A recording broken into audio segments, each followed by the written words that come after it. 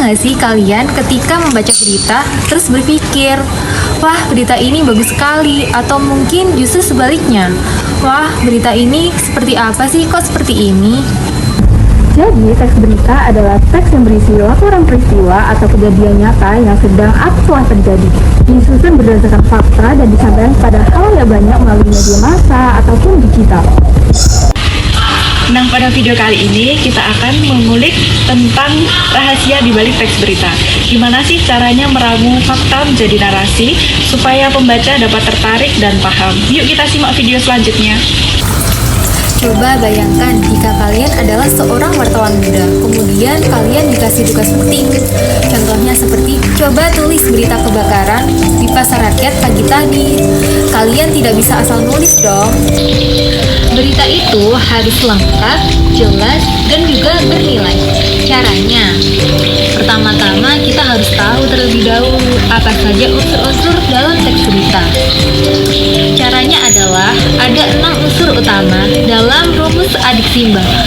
Wah, apa tuh? Kebakaran hebat melanda pasar rakyat pagi ini. Api diduga berasal dari korsleting listrik di salah satu kios pakaian yang saat itu masih dalam keadaan tertutup.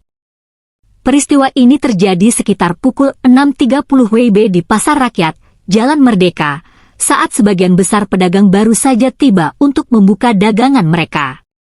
Api dengan cepat menjalar ke kios-kios lain karena banyak bahan yang mudah terbakar seperti kain, plastik, dan kardus. Warga yang berada di sekitar lokasi bersama para pedagang berusaha memadamkan api sambil menunggu bantuan dari petugas pemadam kebakaran.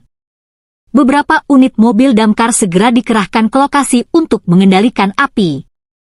Setelah hampir 1 jam, kobaran api berhasil dipadamkan. Namun, akibat kejadian ini, sebanyak 15 kios hangus terbakar dan kerugian ditaksir mencapai ratusan juta rupiah. Beruntung, tidak ada korban jiwa dalam peristiwa ini. Itu apa hayo? Yaps. Apa yang terjadi atau peristiwa yang terjadi? Kebakaran hebat terjadi di Pasar Rakyat pagi ini. Selanjutnya, D. Yap. Di mana tempat kejadian? Pasar Rakyat, Jalan Merdeka. I. Itu kapan? Yaitu waktu kejadian. Sekitar pukul 6.30 waktu Indonesia Barat. K. Kenapa kejadian itu bisa terjadi?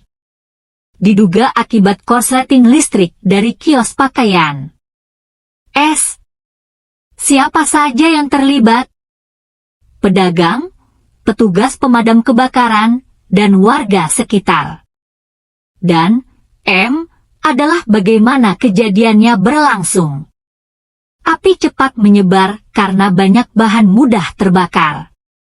Terakhir, B adalah bagaimana akibatnya. 15 kios hangus, kerugian ditaksir ratusan juta rupiah. Kerugian ditaksir ratusan juta rupiah. Nah, jika semua unsur-unsur teks berita tersebut sudah terkumpul, barulah kita bisa meramu fakta menjadi narasi. Karena kita tidak bisa hanya menumpuk-numpuk semua fakta saja. Semua harus disusun dengan jelas, rinci, dan runtut. Paling penting harus ditaruh di paragraf utama. Itu disebut lead atau teras berita. Kenapa sih? Ya karena pembaca nggak akan mau kalau baca semuanya. Kalau paragraf utama aja udah menarik, pasti mereka akan lanjut. Berikutnya adalah saya akan memberikan contoh kalimat salah dan juga kalimat benar dalam teks berita. Yang pertama adalah contoh kalimat yang salah. Pagi ini suasana pasar begitu terasa sepi. Tiba-tiba ada teriakan. Kalimat ini salah karena terkesan begitu lambat dan tidak langsung pada intinya. Selanjutnya adalah kalimat benar. Kalimat benar seperti kebakaran hebat melanda pasar rakyat pagi ini, diduga akibat korsleting listrik. Kalimat ini benar karena lebih terstruktur dan jelas kosakatanya. Membuat berita itu seperti meracik cerita. Faktanya nyata, bahasanya jelas, strukturnya padat, dan jangan lupa objektif, tidak mengarang-arang. Nah, kalian sudah tahu kan gimana cara menyulap fakta menjadi narasi berita?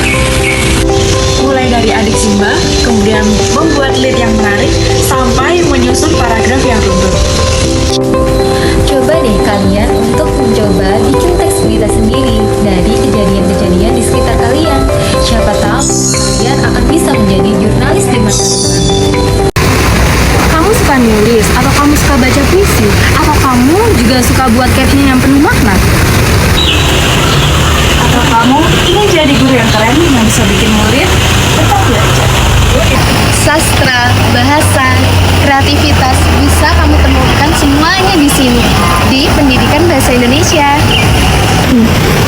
Di Prodi Pendidikan Bahasa Indonesia, kita tidak hanya belajar soal teori, tapi di sini kita belajar bereksplorasi, mulai dari praktik mengajar, bahkan sampai menulis karya ilmiah dan fiksi. Pendidikan Bahasa Indonesia bukan hanya sekedar tempat kuliah saja, tapi juga bisa menjadi tempat kita untuk berstudium. Jadi penulis bisa, bahkan jadi dosen juga bisa. Kita juga bisa jadi peneliti, jurnalis, editor, bahkan juga MC. Semua bisa dimulai dari sini. Kami bangga jadi bagian dari Pendidikan Bahasa Indonesia. Yuk gabung sama kami. Karena bahasa adalah kekuatan. Bahasa membentuk pikiran, bahasa membentuk dunia. Dan Pendidikan Bahasa Indonesia adalah tempat kita mengubah masa depan.